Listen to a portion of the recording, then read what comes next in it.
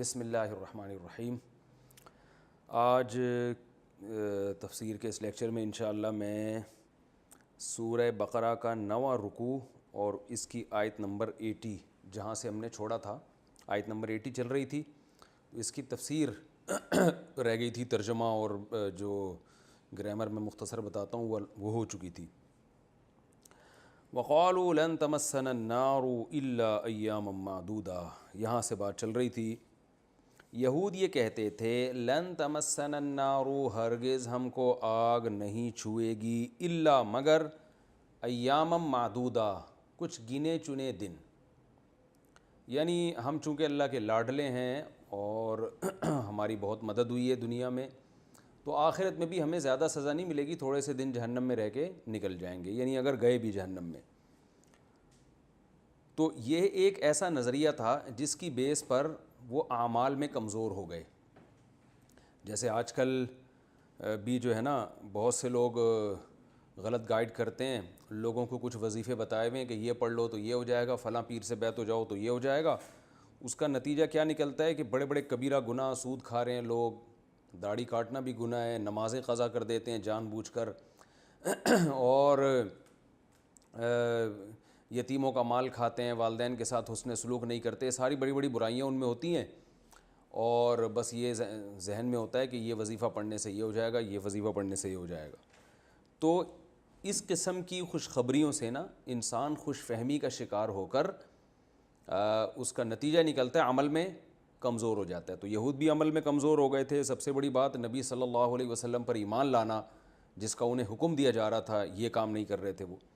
تو اللہ نے جواب میں فرمایا قل اتخذتم عند اللہ عہدا، کیا تم نے اللہ سے کوئی عہد لیا ہے؟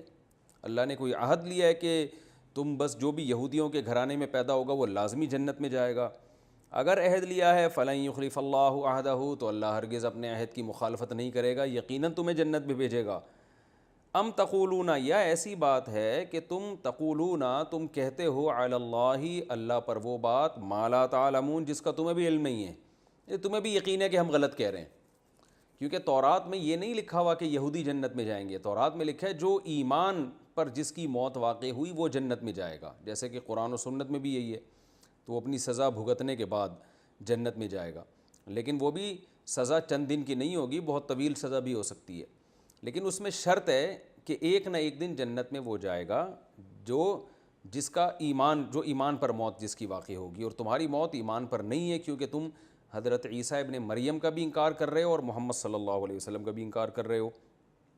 تو آگے اللہ نے ان کے دعوے کی نفی کی کہ تم کیسے کہتے ہو کہ ہم تھوڑے دن کے لیے جہنم میں جائیں گے؟ نا نا نا، بلا، کیوں نہیں بھائی، کیوں نہیں تم جہنم میں رہو گے ہمیشہ، کیونکہ اللہ کے ہاں اصول ہے من کسب سیئۃ، جس نے گناہ کمایا، وَأَحَاطَتْ بِهِ خَطِیئَتُهُ، اور اس کی خطیئہ نے یعنی اس کے گناہ نے احاطت به، اس کو گھیر لیا چاروں طرف سے، فَأُولَٰئِکَ أَصْحَابُ النَّارِ، یہ آگ والے لوگ ہیں، ہم فیہا خالدون، جس میں ہمیشہ رہیں گے۔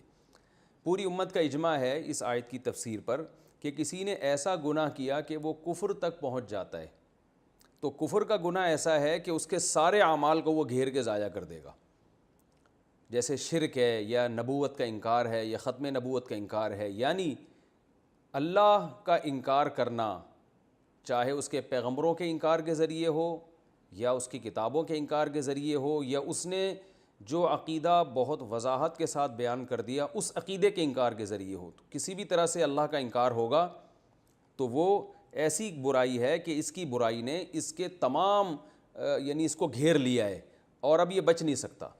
یہ قرآن کی ایک یوں سمجھیں کہ بیان کرنے کا انداز ہے، قرآن کفر کو اس انداز میں بیان کر رہا ہے، اور یہ تفسیر مفسرین نے اپنی طرف سے نہیں کی ہے، بلکہ قرآن میں دوسرے مقام پر اللہ نے فرمایا مثل الذین کفروا اعمالهم کرماد، جو لوگ کفر کرتے ہیں ان کے اعمال راکھ کے ڈھیر کی طرح ہیں، اشتدت به الريح في يوم عاصف، جیسے اعمال کرتے کرتے پورا پہاڑ کھڑا کر دیا مگر وہ پہاڑ ہے راکھ کا، تو ایک پھونک لگائیں گے وہ اڑ جائے گا۔ تو کفر کے ساتھ اللہ کے ہاں کوئی نیکی مقبول نہیں ہے، تو اللہ نے یہ بھی فرمایا جس نے برائی کی اور ایسی برائی کہ اس کی برائی نے اس کو گھیر لیا، یعنی وہ برائی سے مراد ہے کفر کی برائی، تو کفر کی برائی ہی ایسی برائی ہے جو آپ کی ساری نیکیوں کو کھا کے ختم کر دیتی ہے۔ تو اللہ نے فرمایا اللہ کا اصول ہے جو ایسی برائی کرے گا جو آپ کی ساری نیکیوں کو کھا جائے گی تو وہ تو ہمیشہ جہنم میں رہے گا.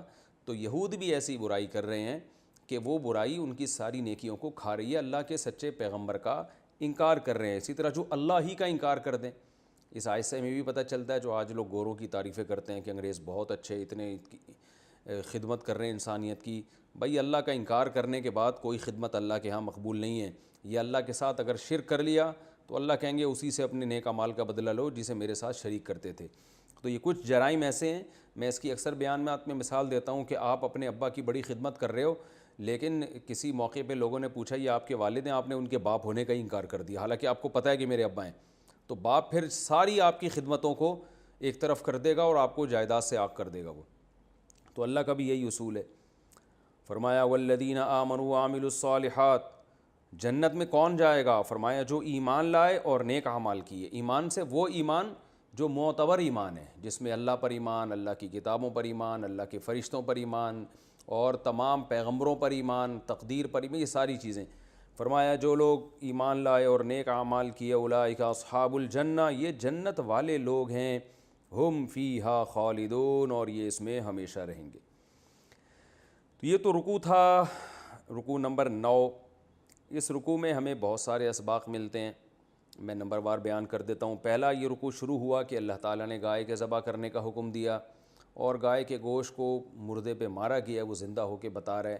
اس میں ایک سبق تو ہمیں یہ ملتا ہے کہ آپ جب کسی قوم کی اصلاح کرنا چاہتے ہیں تو صرف زبانی تبلیغ کافی نہیں ہے, پریکٹیکلی اس کو عمل کروانا ضروری ہے.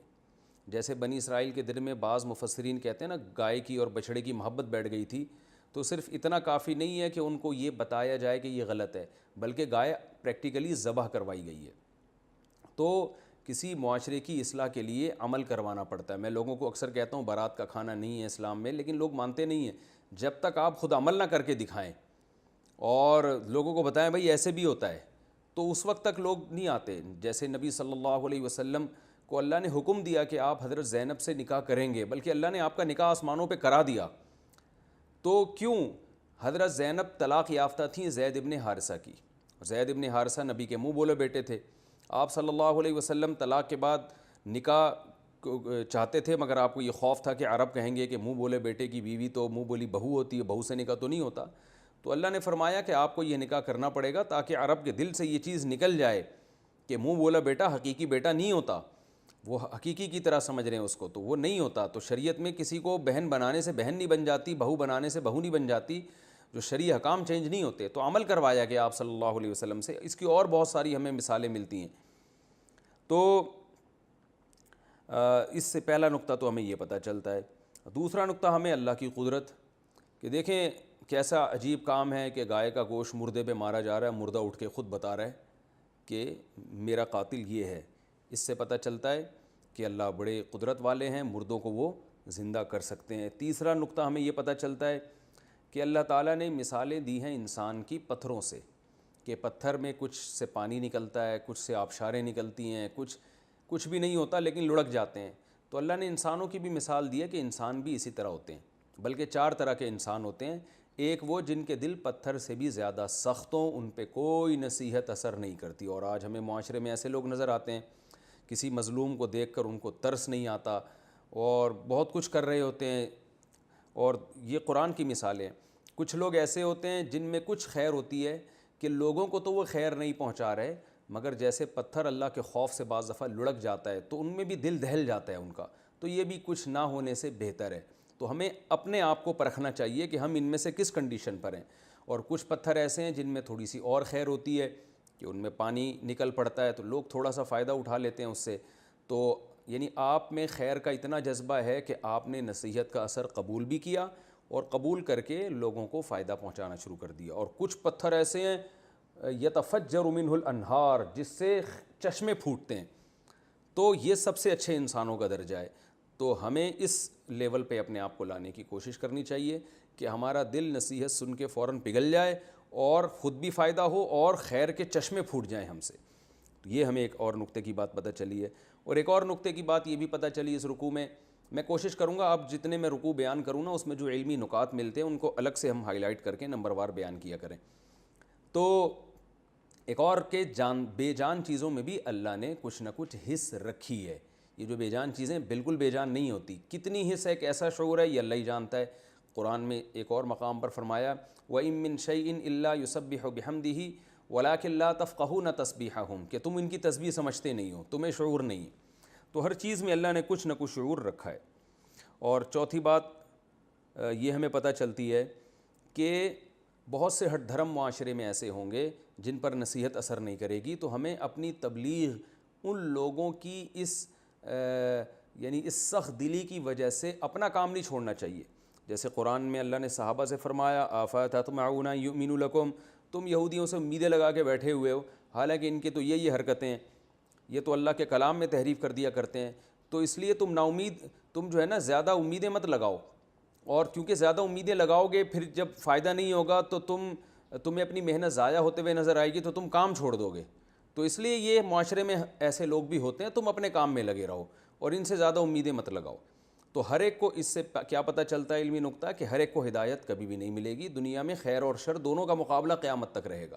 تو ایسے ضدی ہٹ دھرم لوگ, کیونکہ انسان کو بڑا غصہ آتا ہے, میں اپنی بھی کنڈیشن دیکھتا ہوں, جب میں کسی سے بحث کر رہا ہوں, اس کی سمجھ میں نہ آ رہی ہو, اور اچھا بھلا پڑھا لکھا آدمی ہو, تو بہت طبیعت میں انسان کے غضب پیدا ہوتا ہے اور مایوسی ہوتی ہے.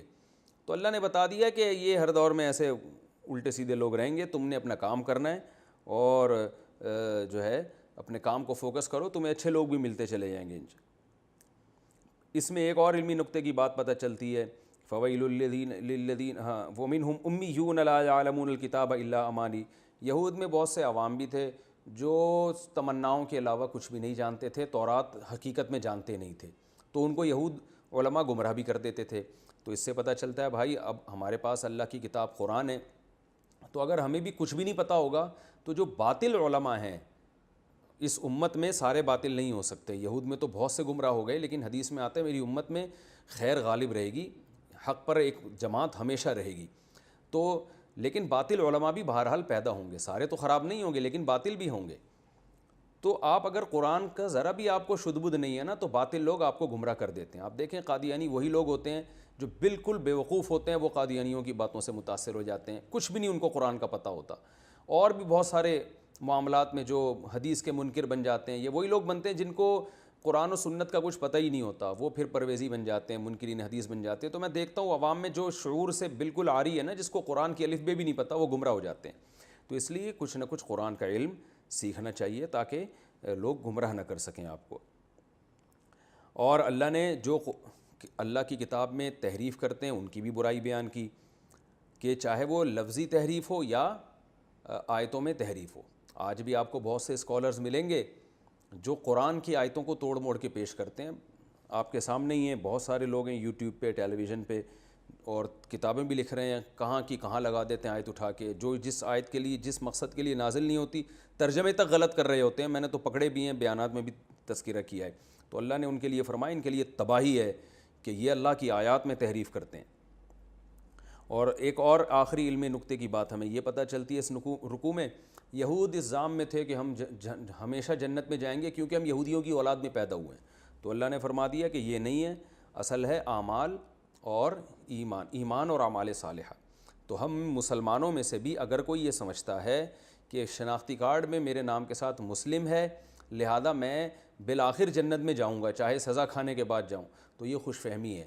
آپ کو اپنا عقیدہ درست کرنا پڑے گا اور اپنے اعمال درست کرنے پڑیں گے. عقیدہ وہ جو قرآن و سنت نے بیان کیا ہے, اگر آپ اس عقیدے پہ نہیں ہیں 100 دفعہ آپ شناختی کارڈ میں اپنے آپ کو مسلم لکھیں, آپ کے نام کے ساتھ لمبے لمبے دامت برکاتہم یا مد ظلہ العالیہ اور کچھ بھی لگا دو, رضی اللہ عنہ لگا دو, آپ جنت میں نہیں جاؤ گے. کیونکہ اللہ نے بتا دیا کہ کسی قوم کے ساتھ جنت خاص نہیں ہے بلکہ ایمان اور اعمال صالحہ. اگلا رکوع آج اب ہم پڑھتے ہیں, رکوع نمبر 10. پہلے اس کا لفظی ترجمہ ہوگا, مختصر گرامر ہوگی, پھر انشاءاللہ اس کی تفسیر ہوگی. وَإِذْ أَخَذْنَا, اور اس وقت کو یاد کرو, اخذنا جب ہم نے لیا, اخذ تو اب یاد ہو جانا چاہیے آپ کو یہ لفظ, میثاق بنی اسرائیل, بنی اسرائیل سے مضبوط عہد. میثاق کا لفظ کئی بار آ چکا ہے, اب آپ کو یاد ہو جانا چاہیے. مضبوط ایگریمنٹ کو کہتے ہیں. کیا مضبوط ایگریمنٹ تھا؟ لا تعبدون الا اللہ, تم عبادت نہیں کرو گے مگر صرف اللہ کی. وبالوالدین, اور والدین کے ساتھ احسانہ، احسان کرو گے۔ احسان کا مطلب کئی بار بتا چکا ہوں میں، احسان اردو والا الگ ہے، عربی والا الگ ہے۔ عربی میں کہتے ہیں عمل کو بہت عمدہ طریقے سے کرنا، تو یعنی والدین کے ساتھ اپنا عمل بہت زیادہ اچھا رکھو، ایکسیلنسی پیدا کرو اس میں، یہ مطلب ہے احسان کا۔ وذی القربا، اور قربا کے ساتھ بھی اچھا سلوک کرو گے۔ قربا، قربا قرب سے نکلا ہے، ذی کا معنی والا، جیسے ذی وجاہت، ذی شان کہتے ہیں نا، شان والا۔ ذی القربا، اور قرابت والے کے ساتھ بھی اچھا سلوک کرو۔ والیتامى، یتیم کی جمع یتامہ آتی ہے، یتیموں کے ساتھ بھی اچھا سلوک کرو۔ والمسکینی، اور مسکین کے ساتھ بھی اچھا سلوک کرو۔ مسکین میں نے بتایا تھا آپ کو، فقیر اور مسکین جب ایک ساتھ استعمال ہوں تو فقیر کا مطلب غریب، مسکین کا مطلب جس کی غربت ٹپکتی ہو، اس کے یعنی جھلک بھی رہی ہو، نظر آ رہی ہو۔ لیکن یہاں پر مسکین کا لفظ فقیر کے ساتھ استعمال نہیں ہوا، تو مطلق غریب کے معنی میں ہم لے سکتے ہیں، کوئی بھی غریب۔ وقولو، اور ہم نے یہ بھی کہا تھا کہ قولو کہو تم، قل قولا قولو کئی بار آ چکا ہے یہ لفظ۔ قولو للناس، لوگوں کے ساتھ کہو حسناً، اچھی بات، یعنی لوگوں سے جب بات کرو تو اچھے انداز سے کرو، یعنی خوش خلقی کے ساتھ۔ قولاً حسناً، حسن والا کلام ہونا چاہیے۔ یہ کلام میں یہ تفسیر میں پھر اس کی ڈیٹیل بتاؤں گا انشاءاللہ۔ وَأَقِيمُوا الصَّلَاةَ، اور نماز قائم کرو۔ وَآتُوا الزَّكَاةَ، اور زکوٰۃ دو، یہ ہم نے عہد لیا تھا بنی اسرائیل سے۔ ثُمَّ، پھر اس کے بعد کیا ہوا؟ تَوَلَّيْتُمْ، تم نے پیٹ پھیر دی، سارے ایگریمنٹ کی دھجیاں اڑا دی۔ إِلَّا قَلِيلًا مِّنْكُمْ، ہاں تم میں سے کچھ تھوڑے سے لوگ تھے جو صحیح اس پہ قائم تھے، جنہوں نے اس عہد کو پورا کیا۔ وَأَنْتُمْ مُعْرِضُونَ، اور تم ہو ہی معرضون، اعراض کرنے والے، تم تو ہو ہی اللہ کے احکامات سے اعراض کرنے والے۔ اعرض یعرض اعراضاً کا معنی اعراض کرنا، معرض مکرم کی طرح اعراض کرنے والا۔ وَإِذْ أَخَذْنَا مِيثَاقَكُمْ، اس وقت کو بھی یاد کرو جب ہم نے تم سے مضبوط عہد لیا۔ لَا تَسْفِكُونَ دِمَاءَكُمْ، سفک یسفک، اس کا معنی بہانا، کہتے ہیں نا سفاک، بڑا سفاک قسم کا قاتل ہے کہتے ہیں نا لوگ، اور اس کو کہتے ہیں خون بہانے والا۔ تو لا تسفکون دماء، دماء دم کی جمع ہے، تم اپنا خون نہیں بہاؤ گے، اپنا خون سے مطلب ایک دوسرے کا خون۔ ولا تخرجون، اور نہ نکالو گے تم، لا تخرجون اخرج یخرجو، تم نہیں نکالو گے، انفسکم، اپنی جانوں کو، اپنی جانوں سے مراد ایک دوسرے کی جانوں کو، من دیارکم، اپنے شہروں سے۔ دیار دار کی جمع ہے، دار گھر کو بھی کہتے ہیں، شہر کو بھی کہتے ہیں نا دیار غیر میں رہ رہا ہوں میں، آج کل لوگ کہتے ہیں نا۔ اپنے گھروں سے یعنی اپنے شہروں سے اپنے آپوں کو نہیں نکالو گے، اپنے آپ سے مراد یعنی اپنی قوم کے لوگوں کو۔ ثم اقررتم، پھر تم نے اقرار کیا، اقررتم اکرمتم کی طرح ہے، اقرار یقرر، اکرم یکرم، ضربتم اقررتم، تم سب نے اقرار بھی کیا اس عہد کا۔ وانتم تشہدون، اور تم گواہی دینے والے ہو، یعنی ایسا اقرار کیا کہ تم اس پر گواہ بھی ہو، آج بھی تم گواہی دے سکتے ہو اس پر، تمہیں اتنا یقین ہے اس اقرار کا۔ ثم، پھر انتم، تم لوگ، ہاؤلائی، ایسے ہو، ہاؤلائی اشارے کے وقت کہا جاتا ہے نا تم لوگ یہ ہو، یعنی یہ ابھی تمہاری کیفیت ہے۔ وہ کیا کیفیت ہے؟ تقتلون انفسکم، قتل کرتے ہو اپنی جانوں کو، مراد یہ کہ اپنی قوم کے لوگوں کو، یعنی خود ایک دوسرے کو قتل کرتے ہو۔ وَتُخْرِجُونَ، اور نکالتے ہو، فریقا منکم، اپنے اندر ہی سے ایک فریق کو، من دیارہم، ان کے شہروں سے نکال دیتے ہو۔ تظاہرون علیہم، ظاہر یظاہر مظاہرتاً، ضارب یضارب مضاربتاً، اس کا معنی ہوتا ہے کسی کی مدد کرنا، اور ظہر علیہ کا معنی غالب آنا۔ تو جب اس کے بعد علی آتا ہے نا تو کسی کے خلاف مدد کرنا، اس معنی میں آتا ہے یہ، جیسے ظہر علیہ، وہ آدمی غالب آ گیا اس کے اوپر۔ تو تظاہرون تھا اصل میں تظاہر یتظاہر تظاہرن، تضارب یتضارب تضاربن کی طرح۔ تو اس کا معنی ہوتا ہے تظاہرون علیہم، علیہم سے مراد ہے، ہم سے مراد اپنی قوم، یعنی اپنی قوم کے لوگوں کے خلاف مدد کرتے ہوئے۔ تفسیر میں انشاءاللہ اس کا مطلب آپ کی سمجھ میں آئے گا۔ اپنی قوم کے لوگوں کے خلاف مدد کرتے ہوئے دوسروں کی، بالاسمی گناہ کے ساتھ، والعدوان اور سرکشی کے ساتھ، یعنی گناہ اور سرکشی کے ساتھ تم اپنی قوم کے لوگوں کے خلاف مدد کر رہے ہوتے ہو دوسری قوموں کی، یہ مطلب ہوا آیت کا۔ وَإِن يَأْتُوكُمْ، وَإِن واو کا معنی اور ان کا معنی اگر، یأتو اصل میں تھا یأتیو، یضربو کی طرح، یضربونا تھا اصل میں، یأتیونا، عطایا یأتیو کا معنی آنا۔ وَإِن یأتو، نون غائب ہو گیا اس سے، وَإِن یأتوکم، اور اگر آئیں تمہارے پاس، کم کا معنی تمہارے پاس، اسارا، اسارا جمع ہے اسیر کی، اسیر کہتے ہیں قیدی کو، اسارا اس کی جمع آتی ہے، اسیری کے ایام لوگ کہتے ہیں نا، کتابیں لکھتے ہیں قید کے ایام، تو اسیر قیدی کو کہتے ہیں۔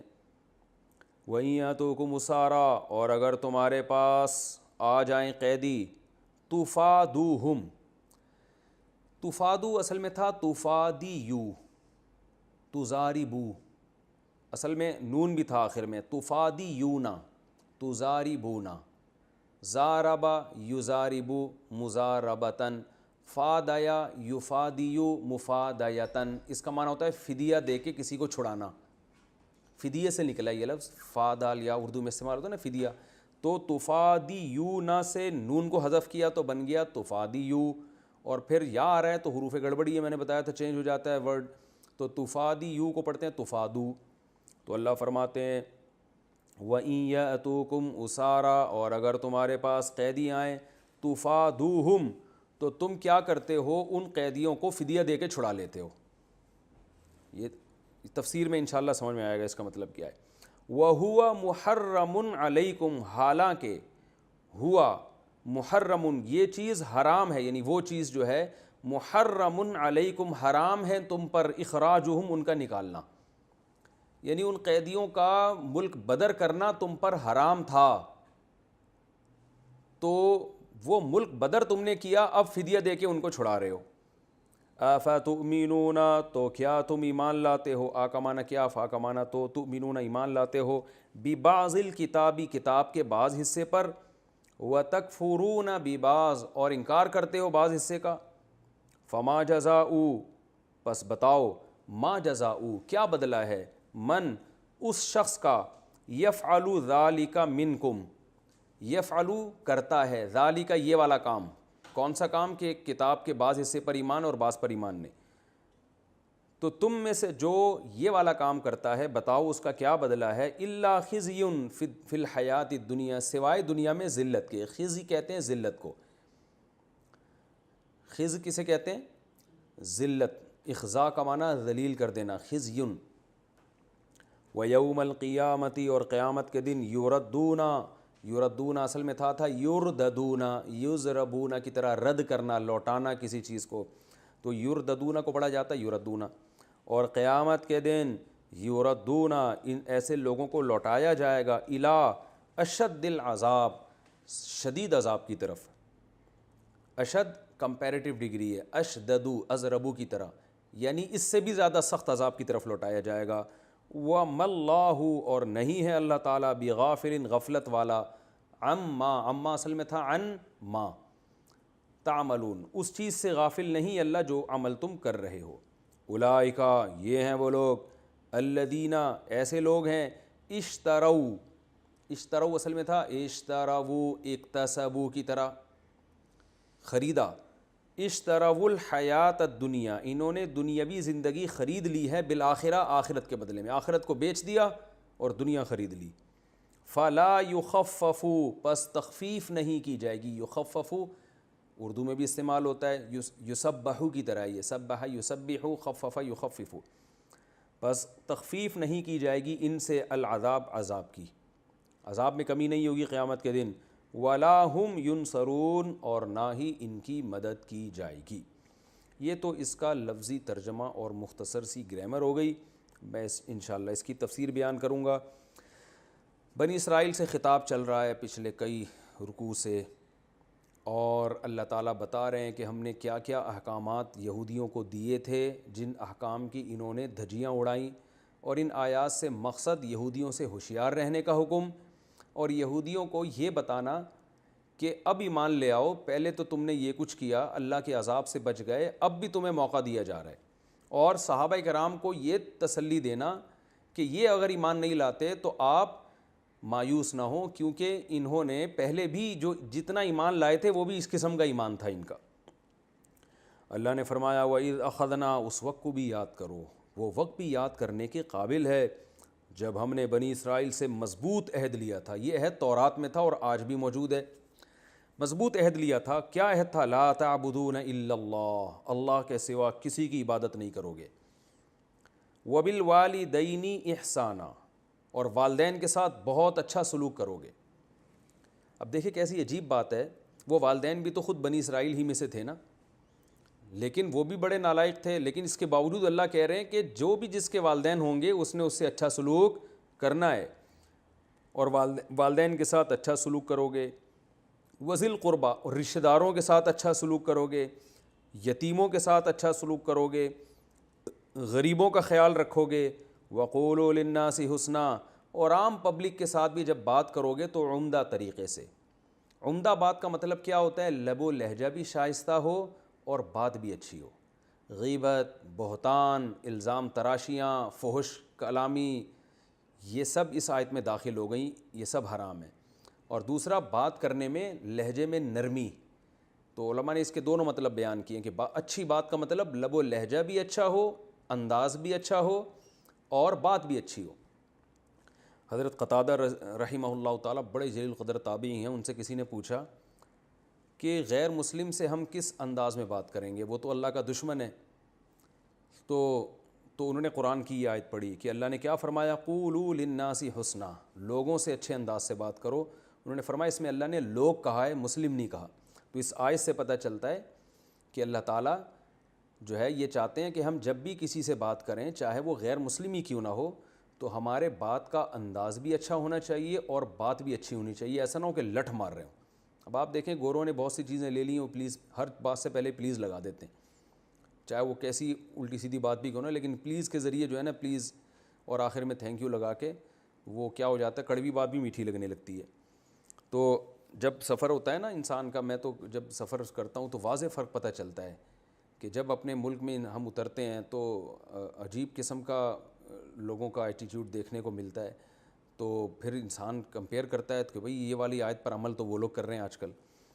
تو اس لیے ہمیں اپنا انداز بھی صحیح کرنے کی ضرورت ہے اور بات بھی صحیح کرنے کی ضرورت ہے۔ باقی آیتوں پر کوئی بھی عمل نہیں کر رہا آج کل۔ تو اللہ نے فرمایا وَأَقِیمُوا الصَّلَاةَ، اور ہم نے سے یہ کہا کہ نماز بھی قائم کرو گے، آتوا الزکوٰۃ، اور زکوٰۃ بھی دو گے۔ تو اس میں کتنے احکام بیان ہوئے؟ نمبر 1، عبادت صرف اللہ کی ہوگی۔ آگے اللہ فرماتے ہیں ثُمَّ تَوَلَّیْتُمْ، تم نے ان تمام احکام سے پیٹھ پھیر لی، یعنی دھجیاں اڑا دی۔ کیسے؟ پہلا حکم اللہ نے دیا تھا لا تعبدون الا اللہ، اللہ کے سوا کسی کی عبادت نہیں ہوگی۔ صحابہ کرام نے پوچھا یا رسول اللہ، سورہ توبہ کی جب آیتیں نازل ہوئی نا کہ انہوں نے اپنے علماء کو معبود بنا لیا تھا، اتخذوا احبارہم ورہبانہم اربابا من دون اللہ۔ دیکھیں یہودی شرک نہیں کرتے ظاہری طور پر، وہ کہتے ہیں ہم مشرک نہیں ہیں۔ عیسائی تو پھر بھی حضرت عیسیٰ کو اللہ کا بیٹا کہتے ہیں، اور یہودیوں کا ایک فرقہ تھا جو حضرت عزیر علیہ السلام کو اللہ کا بیٹا کہتا تھا، لیکن عمومی طور پہ یہودی نہیں کہتے، اب بھی نہیں کہتے۔ اس کے باوجود اللہ فرما رہے ہیں کہ انہوں نے اللہ کے سارے حکام کی دھجیاں اڑا دی۔ کیا مطلب؟ ان میں شرک بھی آ گیا۔ تو شرک کیسے آیا؟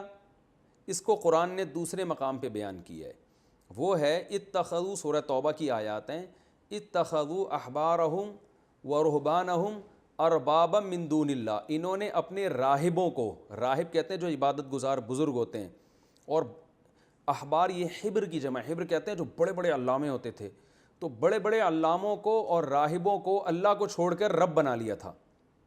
تو یہ ان میں شرک تھا۔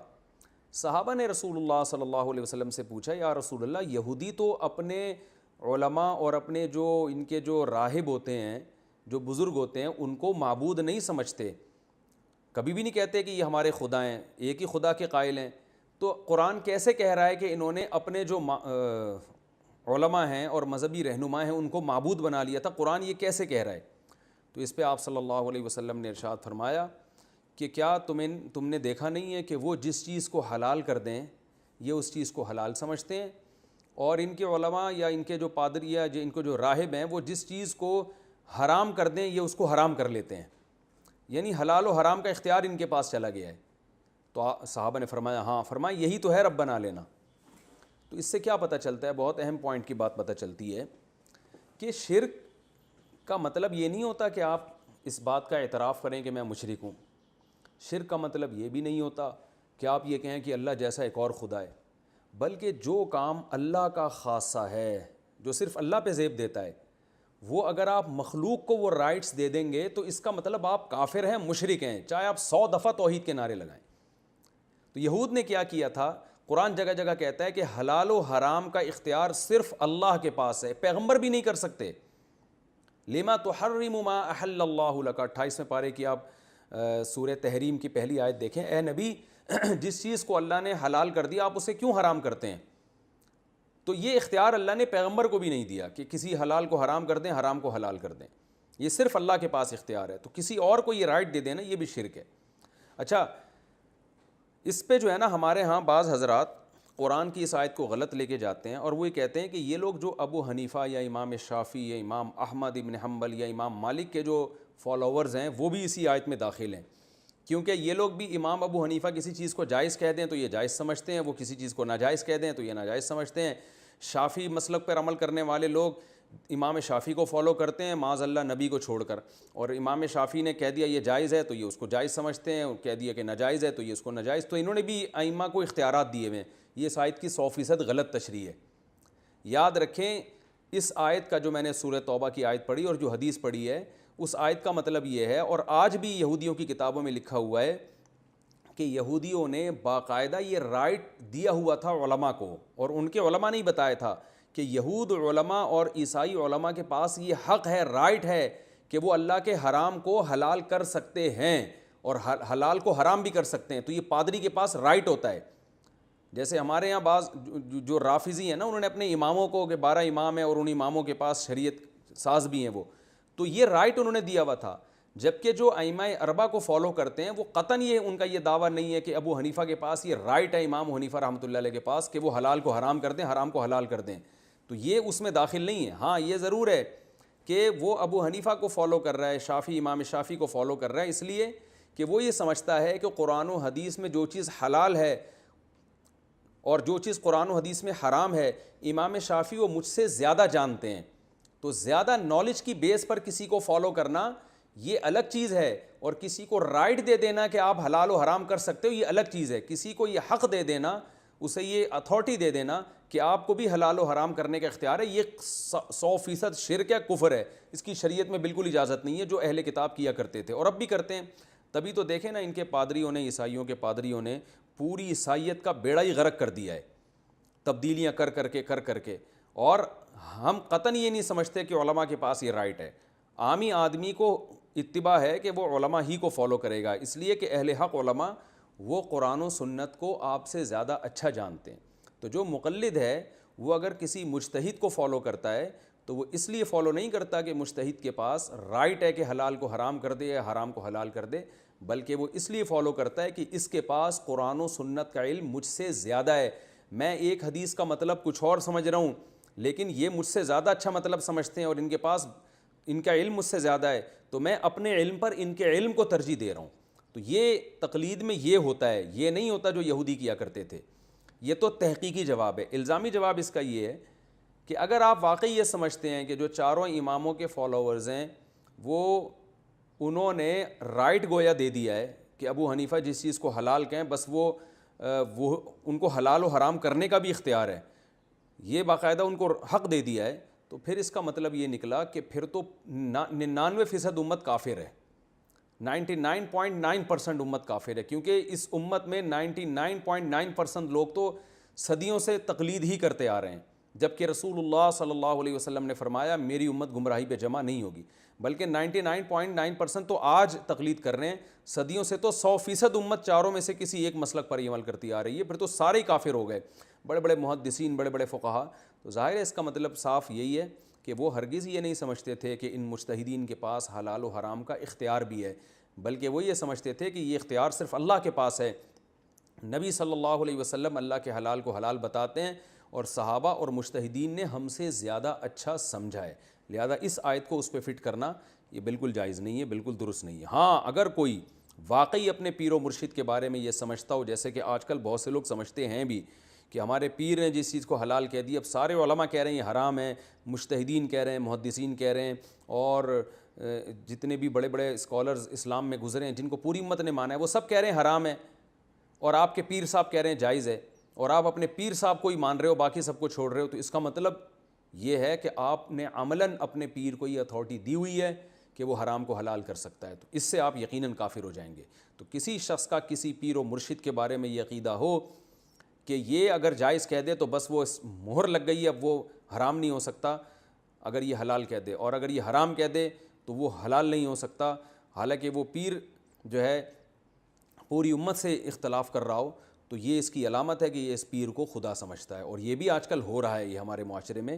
تو ایسے لوگ یقیناً مشرک ہیں، کافر ہیں، اور وہ جنت میں داخل نہیں ہو سکتے۔